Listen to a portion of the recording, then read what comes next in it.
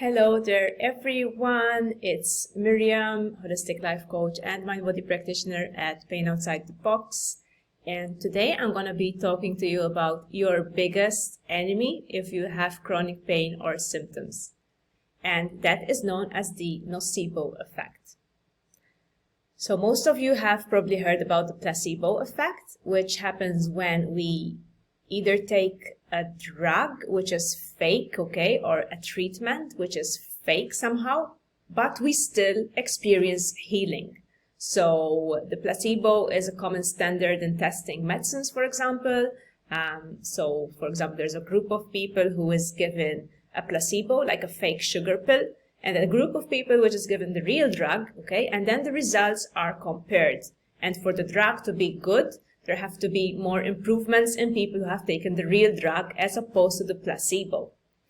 But in all cases, there are people who actually experience benefits or complete healing even when they are given the placebo, okay? So in that case, it's just their thoughts and their brain which is initiating the healing process, okay? They believe that they have been given something that can heal them, and so they heal, okay? So what's the nocebo effect? The nocebo is the opposite of the placebo, and it's when we believe that something we are doing or taking or something that we have is bad for us somehow, okay? So in the case of chronic pain, it can happen when someone has been injured and he believes that his body is still injured. Or maybe there's a physio who is extra cautious, and this physiotherapist tells his client, listen, you might still get hurt, you might still re-injure yourself, be careful. And in this case, despite all his good intentions, this physio might initiate the nocebo effect because his client is now going to be scared and he might actually start experiencing more pain, okay, when he starts to engage in certain activities that he associates with potential harm, okay? So the nocebo effect can happen a lot when we get certain scary diagnoses, okay, from doctors or medical professionals. Even though they might be well-intentioned, but sometimes we are so scared that just this little condition that we might have, we think that is going to cause so much pain, or we fear it so much that eventually we actually do feel the pain, or not even eventually, we might feel it immediately.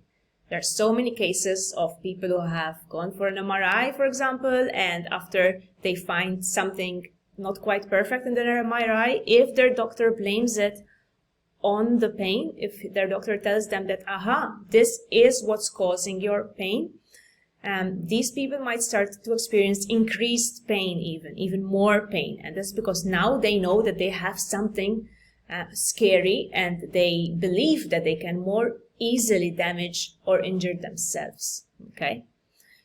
The nocebo effect can also result from what our friends and family tell us, okay? Each time they tell us, oh, be careful because you've been injured, maybe you're gonna injure yourself again.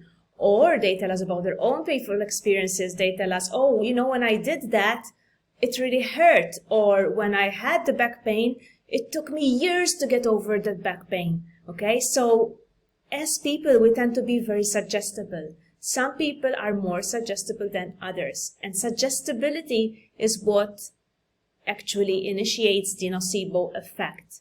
We take that suggestion, we believe it's possible, and then we actually experience it in our body because we create a certain expectation, okay, in our brain. And when that expectation is strong, when it's scary, we are more likely to experience the corresponding physical symptoms. So if you are in chronic pain and you've had pain for over 4 or 6 months, you most likely cannot be blaming the pain on an injury anymore, because most injuries heal after 4 to 6 months.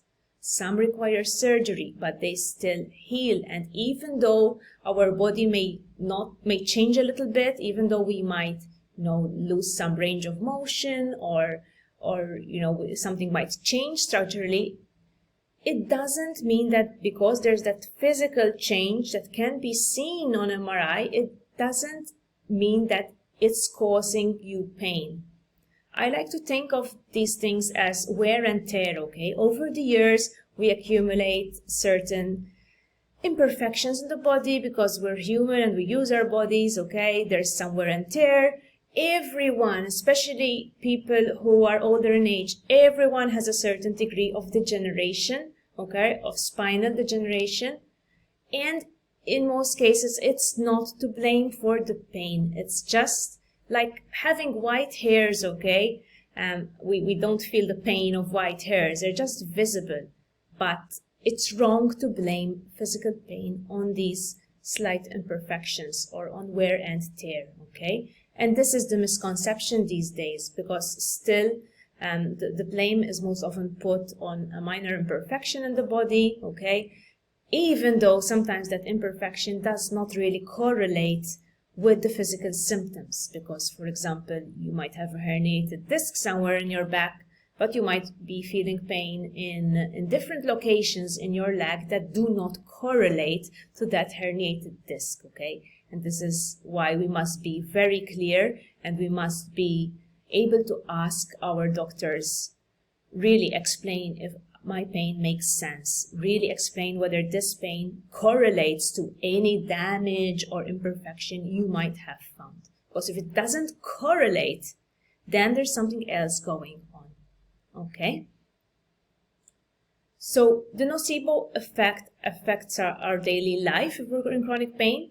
So it's there whenever we think that, you know, a certain activity might hurt or a certain movement might hurt, okay?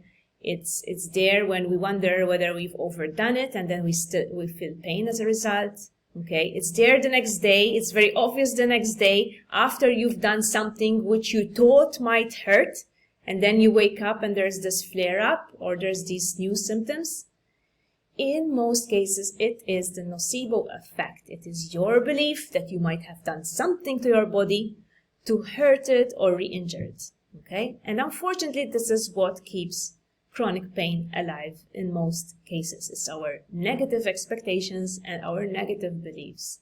And learning about the nocebo effect, just learning about how powerful it is, maybe identifying certain events in which it was pretty obvious in your life will help you overcome this, okay? So the first step to get over the nocebo effect is to get clear on what you're believing, right? What do you believe about your pain? And do those beliefs make sense? Are they really backed up logically? For example, you might believe that your herniated disc is causing your sciatica pain. The thing is, how sure are you that your sciatica pain started after you herniated that disc? Because in most cases, we've had the herniation for years and we haven't been in pain, okay?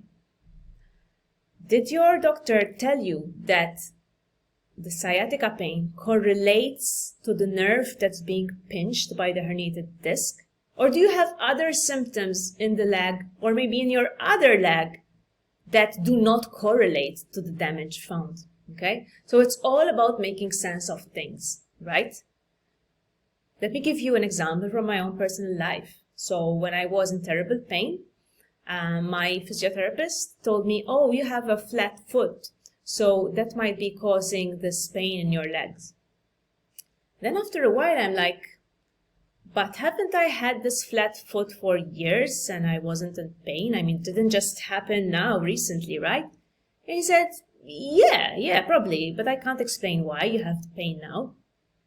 Okay, so it didn't make sense. And unfortunately, given the lack of education out there as yet, it's up to us to make sense of whether our pain makes sense structurally or not. And if it's chronic pain, and if it's there for over 6 months, and if you have multiple symptoms, there is a strong case for mind-body pain or TMS, okay? And this is where you get to see how the nocebo effect is permeating your life, how it's leading to those negative expectations and negative beliefs that are then becoming self-fulfilling prophecies. Because, believe me, each time you approach an activity or a movement with trepidation and dread, each time you remember what someone told you about his back pain, or what someone told you that happened to him after a specific activity, or what the doctor told you to be careful about. Each time remember this, you might be firing the nocebo effect. Unless your confidence levels in your body are high, unless you are sure that this is not going to hurt, unless you're sure that you're safe doing this, you might get symptoms or a flare-up in symptoms just because of this belief. It sounds incredible in the beginning, but believe me, it is so incredibly true. So if you would like to learn more about the nocebo effect and how you can overcome it, and the various tools and gradual processes that will help you change your beliefs and expectations, I encourage you to have a look at my website, www.painoutsidethebox.com, particularly at my pain recovery program, which is a totally DIY program that you can follow in your own time. Okay, it's structured, it's practical because it gets you to implement each teaching, each lesson to your personal situation. Okay, so whatever you decide to do, I encourage you to first of all learn about the nocebo effect and think about how it might be affecting you and you specifically. That's all for today. Have a lovely week, everyone. Bye-bye.